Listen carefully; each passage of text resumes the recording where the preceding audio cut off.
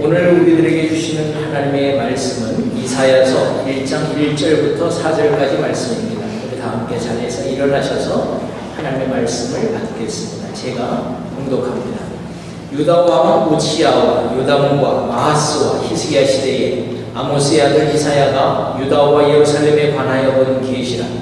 하늘이여 들으라, 땅이여 귀를 기울이라. 여호와께서 말씀하시기를 내가 자식을 양육하였거늘 그들이 나를 거역하였도다. 소는 그 임자를 알고 나귀는 그 주인의 부유를 알건만은 이스라엘은 알지 못하고 나의 백성은 깨닫지 못하는도다 하셨도다. 슬프다. 범죄한 나라여 허물진 백성이여 행악의 종자여 행위가 부패한 자식이로다. 그들이 여호와를 버리며 이스라엘의 거룩하신 이를 만홀히 여겨 멀리하고 물러갔도다. 아멘. 자리에 앉으시기 바랍니다. 지난 주일부터 우리가 이사야서를 살펴보고 있습니다. 성경에 나오는 이사야, 예레미야, 에스겔, 호세아, 다니엘 이런 사람들을 가리켜서 히브리어로 나비, 예언자다 이렇게 말씀을 드렸습니다. 나비, 예언자는 말하는 자, 말을 하되 자기의 말을 하는 것이 아니라 하나님의 말씀을 받아서 전하는 자, 하나님의 말씀을 전하도록 부름받은 자라는 뜻이다라는 말씀을 드렸습니다. 이 예언자들이 하는 역할이 크게는 세 가지인데, 첫 번째는 잘못된 것을 진단을 하고, 그리고 두 번째로는 그렇게 계속해서 잘못 살면 그러면 징계를 받을 것이다. 징계를 경고하고, 그럼에도 불구하고 가장 중요한 것은 하나님께서 너희에게 돌아오면 회복시키실 것이다. 회복을, 소망을 선포하는 역할을 한다고 말씀을 드렸습니다. 자, 오늘은 그 두 번째 시간으로 이사야서 1장 1절부터 4절까지를 살펴보았는데요. 먼저 2절 말씀을 보면 이렇게 말씀합니다. 하늘이여 들으라, 땅이여 귀를 기울이라. 여호와께서 말씀하시기를 내가 자식을 양육하였거늘 그들이 나를 거역하였도다. 4절에는 이렇게 말합니다. 슬프다. 범죄한 나라여 허물진 백성이여 행악의 종자여 행위가 부패한 자식이로다. 여기서 우리가 알 수 있는 것은 하나님께서 이스라엘 백성을 어떻게 생각하시는지, 그 관계를 어떻게 생각하시는지를 나타내는 아주 중요한 단어가 등장을 합니다. 그것은 자식이라고 두 번이나 반복해서 이야기를 합니다. 여러분, 하나님께서는 당신의 백성들을 대하실 때 죄인을 판단하는 재판관으로서가 아니라 백성들의 잘못을 마음껏 호통하고 야단치는 폭군으로서의 어떤 임금의 위치로서가 아니라 자식을 사랑하는 아버지의 마음, 부모의 심정으로 이스라엘 백성들에게 말씀을 하고 계신다는 것입니다. 내가 자식을 양육하였거늘 자식이 부패하였도다. 여러분, 우리가 예언서 하면 선지서, 예언서 이렇게 하면 많은 분들이 그렇게 생각을 하세요.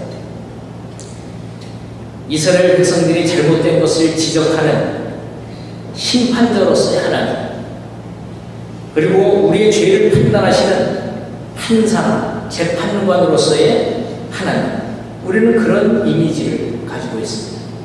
그런데 오늘 말씀은 분명하게 말씀을 하고 있습니다. 하나님께서 우리들을 대하실 때 자식을 양육하는 부모의 심정으로 사랑을 가지고 말씀하신다는 것입니다.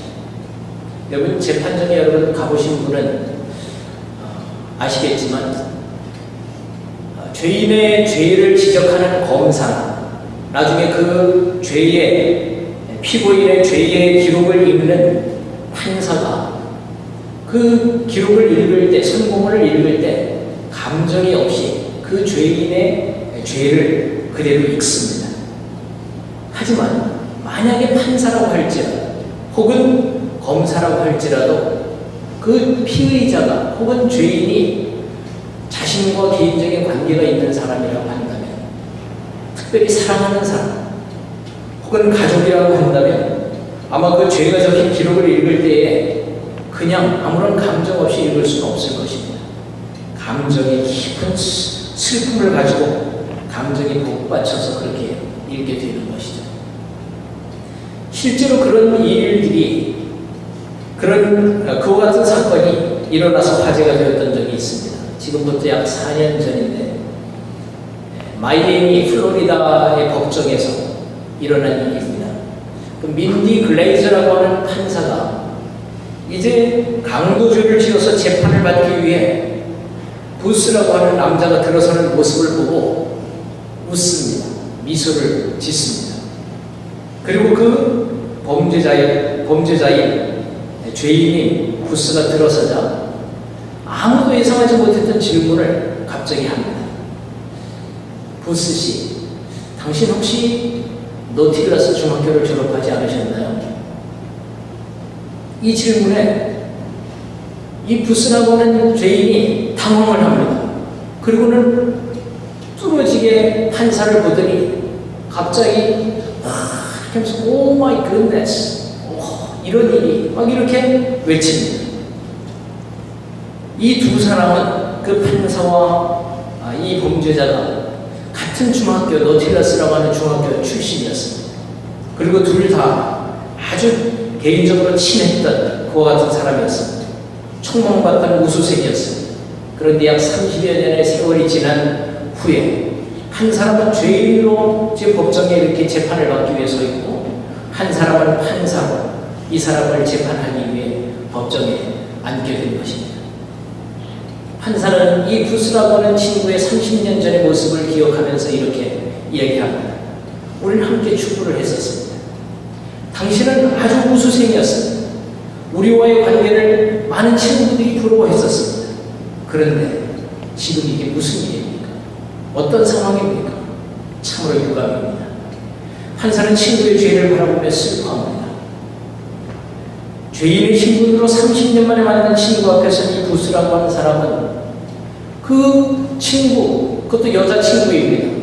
이 여자친구와의 재회가 너무 기뻤지만 그러나 자신의 지금의 모습이 너무 부끄러워서 계속해서 오 마이 굿네스, 오 마이 굿네스를 반복하면서 결국은 눈물을 펑펑 흘립니다.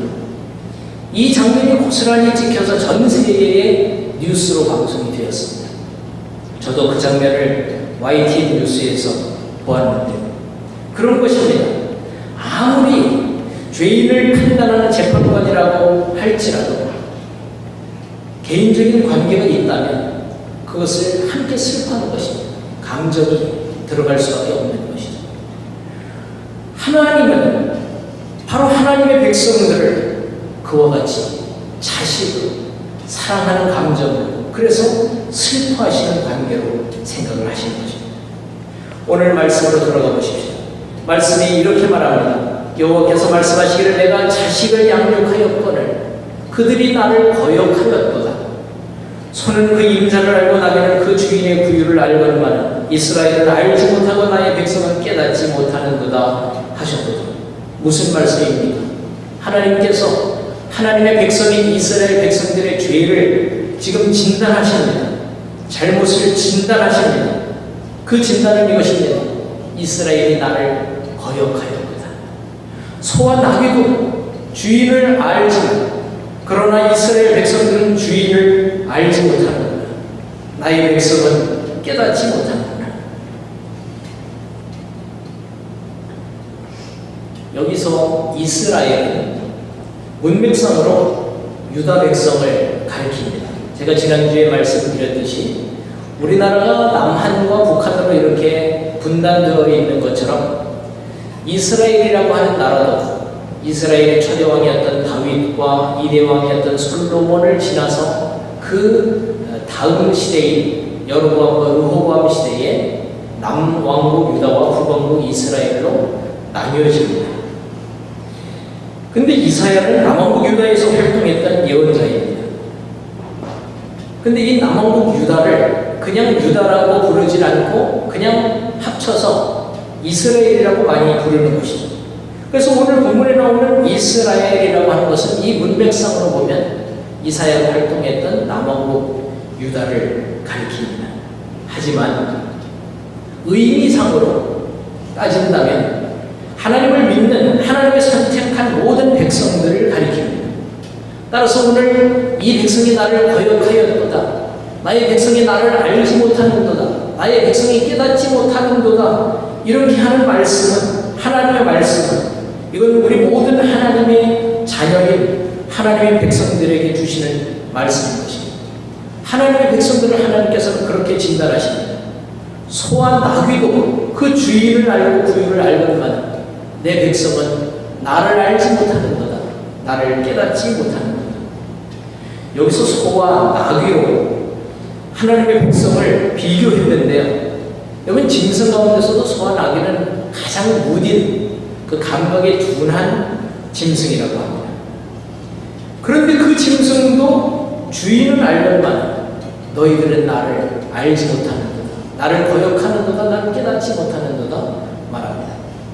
여러분, 이 말씀을 들을 때 우리 생각나는 우리나라 표현이 있죠. 우리나라 말 가운데 사람을 가리켜서 저는 짐승만도 못한 사람, 이렇게 하는 표현이 있습니다.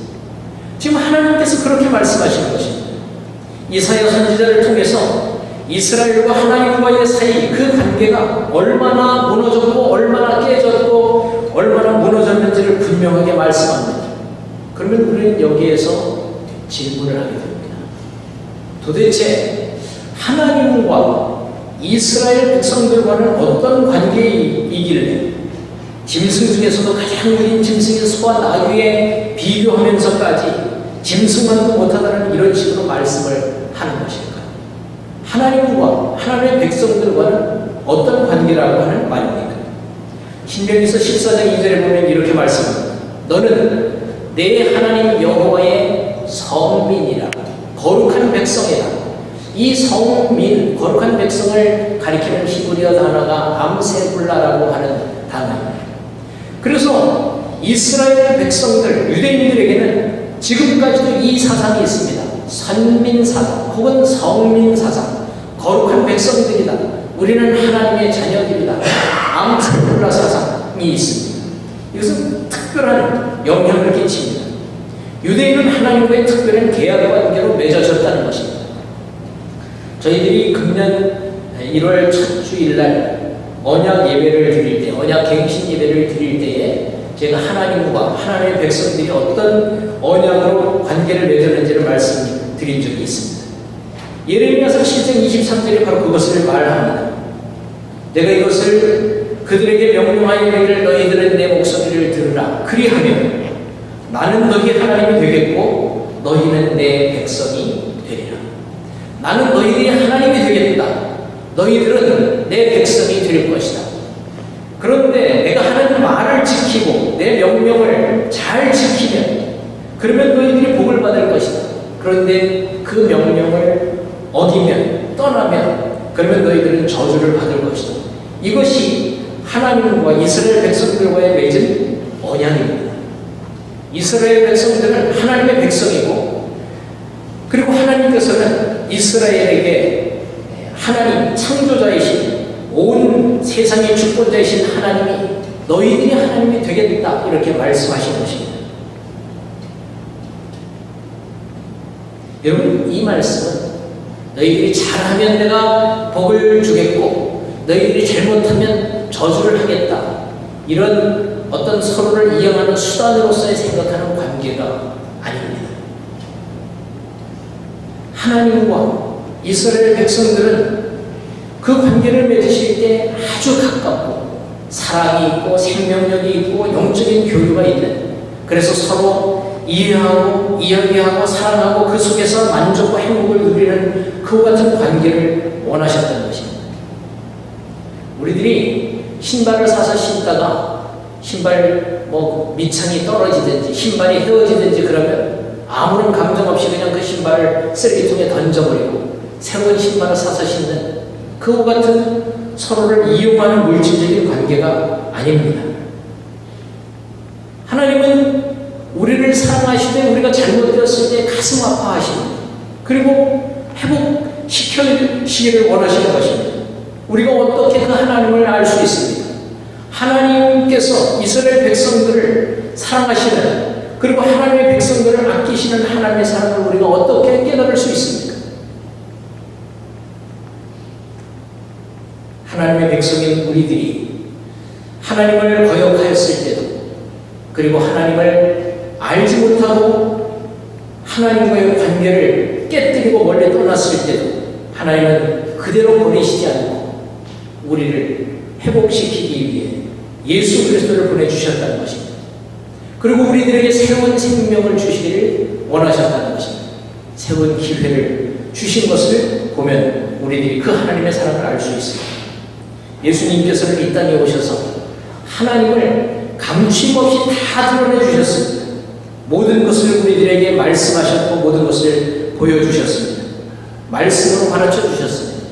예수님은 당신이 아시는 것을 우리 모든 하나님의 백성들이 알기를 원하셨고, 예수님은 예수님이 행하시는 그 일들을 우리도 행하시기를 원하셨고, 특별히 예수님은 당신이 알고 계시는 그 하나님의 마음을 우리들에게 그대로 전하기를 원하셨습니다. 하나님과의 관계 속에서 누리는 참된 생명, 참된 행복, 참된 기쁨을 우리 하나님의 백성들이 그대로 누리기를 원하셨습니다. 그것이 진리였습니다. 그래서 진리를 알지니 진리가 너희들을 참으로 행복하게 할 것이다. 진리가 너희를 자유케 할 것이다. 그 진리가 너희들에게 생명을 줄 것이다. 예수님은 말씀하셨습니다. 그 생명의 존재를, 하나님을 이 세상에 하나님의 백성들에게 다 드러내셨습니다. 하나님께서는 당신의 자녀들과 관계를 맺으실 때 이와 같이 당신의 모든 생명력, 사랑, 신실함으로 영적인 교감이 있는, 그 속에서 서로 사랑을 나누며 관계를 맺기를 원하십니다. 그런 의미에서 우리들이 신앙생활을 한다, 하나님을 믿는다 하는 것은 종교생활이 아닙니다. 하나님과의 교제 속에 들어가는 것입니다. 바로 우리 그리스도인의 정체성이 여기에 있습니다. 많은 사람들이 생각하기를 그리스도인의 정체성이 헌신과 봉사라고 생각합니다. 하지만 헌신과 봉사는 하나님과의 관계 속에서 생겨지는 결과물입니다. 오늘 그렇게도 열심히 예배를 드리고 헌신하고 봉사를 해도 내일이면 그것은 과거에 묻힙니다. 그리고 우리는 다른 모습으로 살아갈 수도 있습니다. 그리스도인의 정체성은 우리가 가지고 있는 마음가짐, 감정이 아닙니다. 우리의 마음은, 감정은 수시로 바뀌기도 하는 불안한 모습을 보이기 때문입니다. 그리스도인의 정체성은 오직 예수 그리스도와의 관계를 통해서 그리스도와 연합하고 그리스도와 일치하고 그것을 통해서 우리들이 하나님을 알아가는 것입니다. 그런 의미에서 예배하고 성경 공부를 하고 헌신하고 봉사해도 그것만으로 진정한 그리스도인이 되는 것이 아닙니다. 우리는 그리스도로 인해서 새로운 피조물로 태어나고 그 새로운 피조물이기 때문에 하나님과의 새로운 관계 속으로 들어가는 것입니다. 그래서 성경은 분명하게 우리들에게 말합니다. 누구든지 그리스도 안에 있으면 새로운 피조물이다. 이전 것은 완전하게 지나갔고 없어졌고 너희들이 어떤 죄라고 할지라도 새로운 피조물로서 모든 것이 새로워졌다 선언하는 것입니다. 우리는 예수 그리스도와의 깊고 신실한 관계 속에서 다시 태어나야 합니다. 예수님도 이렇게 말씀하셨습니다. 사람이 물과 성령으로 나지 아니하면 하나님의 나라에 들어갈 수 없느니라. 여러분, 여기서 물로 태어난다고 하는 것은 우리들이 어머니의 뱃속에서, 양수 속에서 육신으로 태어나는 것을 말합니다. 그러나 예수님은 영으로, 성령으로 태어나야 한다. 그래야 하나님의 나라에 들어갈 수 있다 말씀하십니다. 성령으로 태어난다고 하는 것은 우리들이 새로운 관계를 맺는 것을 말합니다. 거듭나는 것을 말합니다. 그리스도인은 그리스도와의 관계 속에서 다시 태어나야 합니다. 새로운 탄생입니다. 제가 한 몇 주 전에 어떤 사람을 이렇게 손님으로 태우고 운전을 한 적이 있습니다. 이 사람이 그 마운틴 뷰에서 페이스북이 있는 그 팔로 알토까지 맨로 파악인데 그곳까지 가자고 하면서 전화를 한 통화 해도 되냐고 이렇게 얘기를 하더라고요. 그래서 전화를 하라고. 그랬더니 자기 엄마하고 대화를 하는데, 엄마 내가 지금 어디 와 있고 지금 어디를 가고 있고 우버를 타고 가고 있고 그리고 내가 여기 와서 무슨 일을 할 거고 엄마는 오늘 뭘 드셨어? 이러면서 아주 너무 나이스하게 자상하게 자기 엄마하고 이렇게 전화를 하는 거예요. 제가 그 전화를 끊고 나서 이 사람에게 물었습니다. 혹시 그리스도인이냐? 그랬더니 이분이 아니요 그리스도인이라고. 그러면서 대화가 시작됐어요. 저보고 이야기를 하더라고요. 너도 그리스도인이냐고. 그래서 나도 그리스도인이라고. 나는 지금 목사라고. 그랬더니 그렇냐고. 그런데 너는 언제 그리스도인이 되었냐고. 아니 내가 지금 목사라고 하는데 너가 그리스도인이냐고 다시 묻고 언제 그리스도인이 되었냐고. 이렇게 묻더니 너는 태어나서부터 그리스도인이냐 아니면 너가 몇 살 때 이렇게 컨버트 했냐, 컨버전, 개종했냐 이렇게 묻더라고요. 그래서 저는 태어났을 때부터 어머니가 그리스도인이기 때문에 태어났을 때부터 그리스도인이지만 나는 16살 때 예수님을 내 인생의 주인으로 새롭게 모셔드리고 그때 나는 새롭게 태어났다 그랬더니 야 그러면서 이제 얘기가 되는데 이분이 저를 위해서 기도해 주고 싶대. 아니 내가 목사를 했는데 저를 기도해 달라고 하더라고. 너를 청을 위해서 기도해 주고 싶다. 그리고 기도 제목이 있네.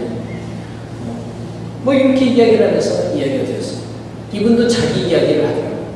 자기도 3대째 기독교인 집안에서 태어났는데 자기도 저처럼 정확한 나이는 모르겠는데 고등학교 시절에 이때 예수님을 만나고 그 다음에 그 예수님과의 관계 속에서 지금 이렇게 살고 있는 지금은 자기가 살고 있는 하루하루의 생활이 천국이라고. 그리고 지금 보니까 점점 더 내가 예수님을 닮아가고 예수님과 연합해가고 예수님과 일치하는 것 같은 삶을 지금 살고 있다. 나는 그리스도인이다. 그런 것입니다. 여러분 예수님으로 인해서 죄악된 생활을 떠나서 복음과 구원, 기쁨과 감사, 감격으로 가득 찬 새 사람으로 거듭나는 것입니다. 새로운 관계가 시작되는 것입니다. 오늘 말씀은 바로 그것을 이야기하고 있습니다. 이사야 선지자를 통해서 이렇게 이야기를 합니다. 슬프다 범죄한 나라에 허물진 백성이여 행하게 죽은 자여 부패한 자식이여 그들이 여호와를 버리며 이스라엘의 거룩하신 이를 만홀히 여겨 멀리하고 물러갑니다. 여러분 이 말씀에서 슬프다 이렇게 이야기합니다. 하나님이 하나님의 자식 하나님의 자녀들인 우리들을 보면서 슬프다 말씀하신다는 것입니다. 여러분 슬픔은 사랑하는 관계 속에 생기는 감정이 슬픔입니다. 사랑이 없으면 슬픈 감정이 생기질 않습니다. 이건 매일매일 들려지는 험악한 소식을 우리들이 듣습니다. 그러나 누가 죽었고 몇 사람이 죽었고 이런 이야기를 들을 때 그 사람이 나와는 전혀 상관없는 사람이라고 한다면 우리는 아무런 슬픈 감정이 없습니다. 그러나 그 사람이 한국 사람이고 또는 내가 살던 지역이었고 또는 내가 무슨 가까이 있는 친척이고 내가 사랑하는 사람이었다고 한다면 우리는 점점 더 슬퍼지는 것이죠. 우리들이 자녀를 대할 때는 마찬가지입니다. 우리들이 자녀를 분명히 사랑합니다. 그런데 자녀들이 부모를 거역합니다. 부모를 떠납니다. 멀리합니다. 부모의 뜻과는 반대로 행동합니다. 그럴 때 그 자녀를 사랑하기 때문에 동시에 슬픈 감정이 생기는 것입니다. 남편과 아내와의 관계가 마찬가지죠. 슬픔은 이와 같이 사랑하는 사람과의 관계에서 생기는 것입니다. 근데 하나님께서 오늘 하나님의 백성들을 향해서 이 감정을 말씀하십니다. 슬프다. 그렇다면 왜 하나님은 슬퍼하시는 것일까요? 슬퍼하시는 이유를 오늘 말씀은 세 가지로 진단해서 말합니다. 첫 번째는 하나님을 거역했기 때문에 2절에서 말합니다. 그들이 나를 거역하였도다. 둘째는 하나님을 알지 못하기 때문에 3절 말씀에 이스라엘은 나를 알지 못하고 나를 깨닫지 못하는도다. 이것이 하나님이 슬퍼하시는 이유인 것입니다. 세 번째, 하나님을 버리고 멀리했기 때문에 슬프다. 그들이 멀리하며 물러가거든. 여러분 이것은 한마디로 하나님의 백성들이 우상 숭배를 한 것입니다. 이것을 지적하는 것입니다. 이것을 요약한다면 이것입니다. 이스라엘 백성들이 하나님께 등을 돌리는 것입니다. 하나님과의 관계가 깨어지는 것입니다. 본질적으로 하나님보다 더 사랑하고 하나님처럼 여기는 무언가가 하나님의 자리를 대신하기 시작했다는 것입니다. 하나님과의 관계 속에서, 교제에서 멀리 떠나버린 것입니다. 이와 같은 하나님의 백성들의 죄를 바라보시면서 슬퍼하시는 하나님의 심정을 이사야는 전하고 있는 것입니다. 그러나 제가 지난 시간에 말씀드렸던 것처럼 하나님은 진단하시고 징계를 선포하시지만 그것으로 끝나시지 않습니다. 반드시 회복을 말씀하십니다. 소망을 선포하십니다. 새로운 기회를 주시겠다고 말씀하십니다. 그 소망을 새롭게 선포하시는 내용들이 이사야서 40장 이후로 나옵니다. 그 중에 대표적인 것이 우리가 알고 있는 것처럼 이사야서 53장입니다. 고난받는 종의 노래입니다. 그가 찔림은 우리의 허물 때문이고 그가 상함은 우리의 죄악 때문이다. 그가 징계를 받음으로 우리는 평화를 누리고 그가 채찍에 맞음으로 우리는 나음을 받았도다. 예수 그리스도의 사역을 말합니다.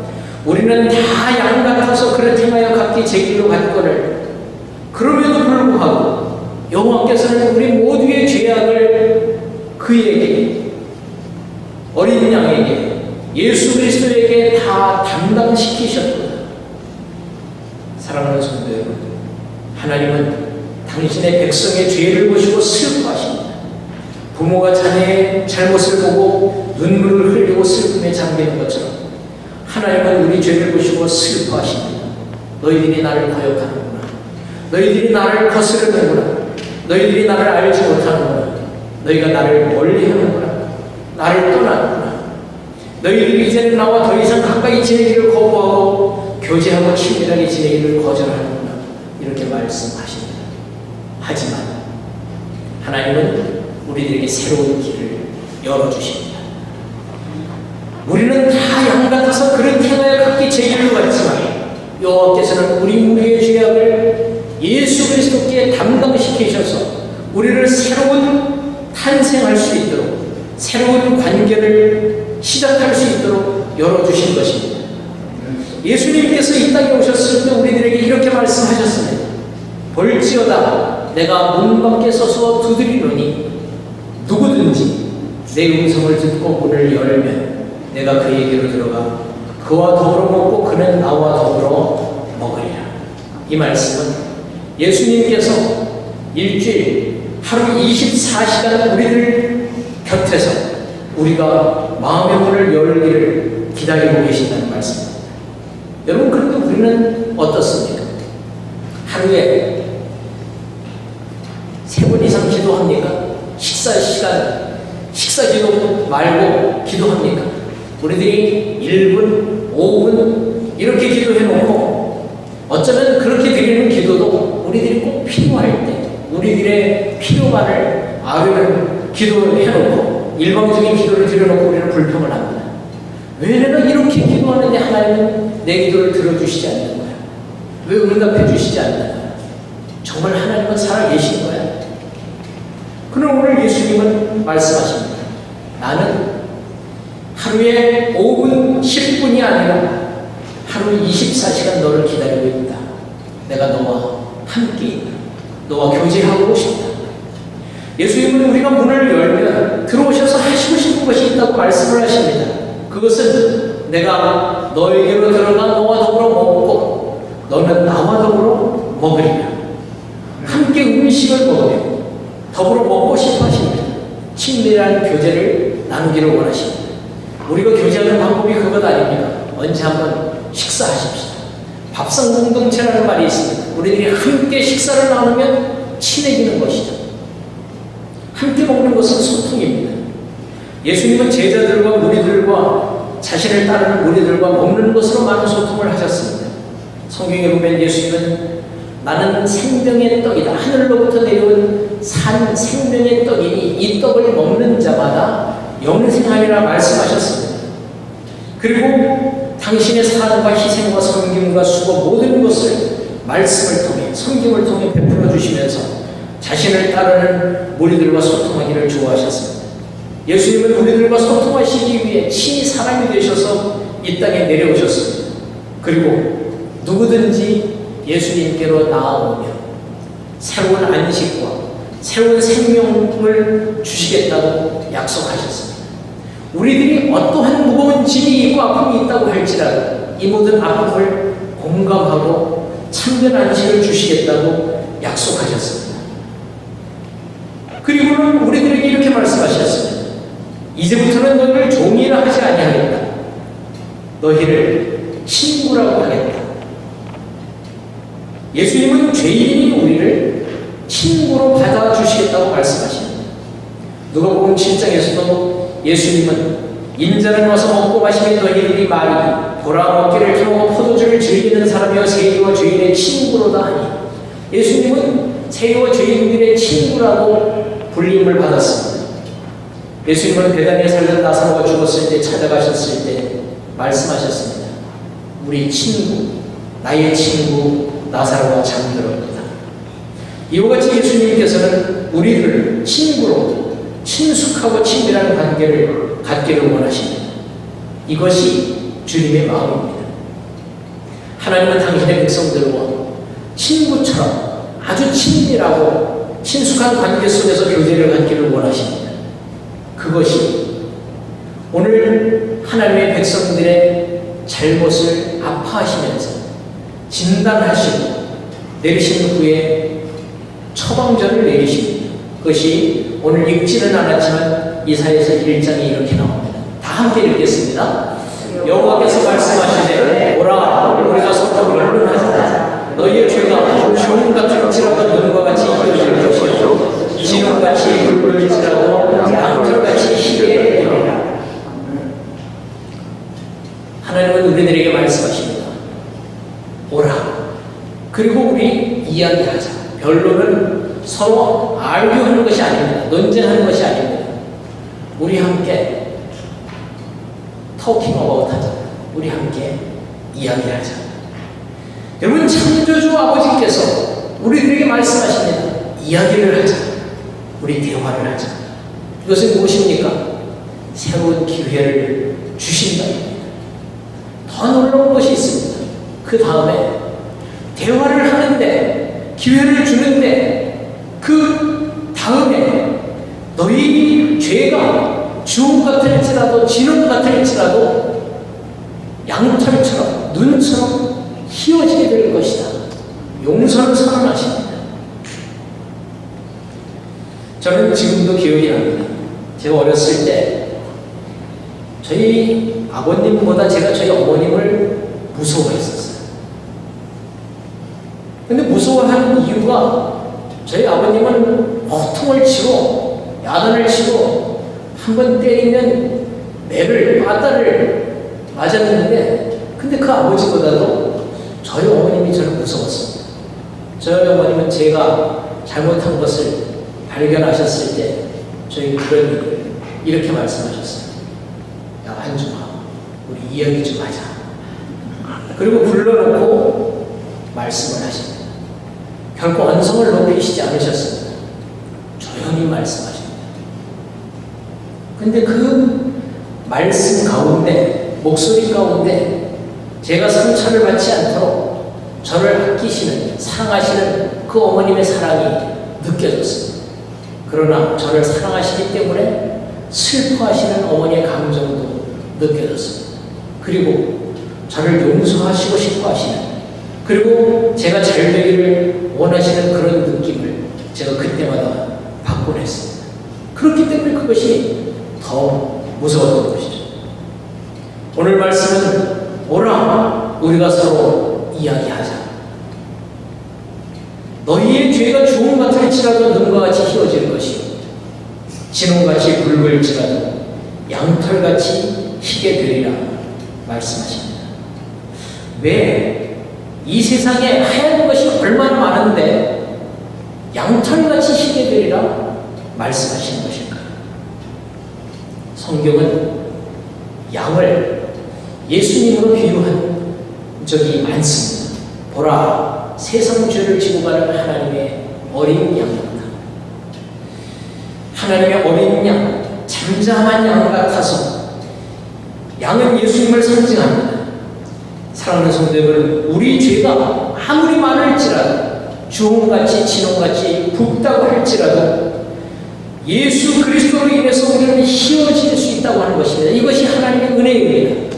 우리 모든 죄를 없는 자처럼 여겨주시고 그 죄의 값을 치러주신 분이 예수 그리스도이십니다.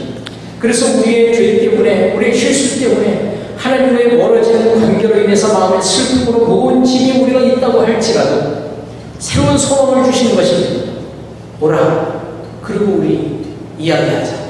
너희들의 죄를 내가 양털같이 희게 해주겠다.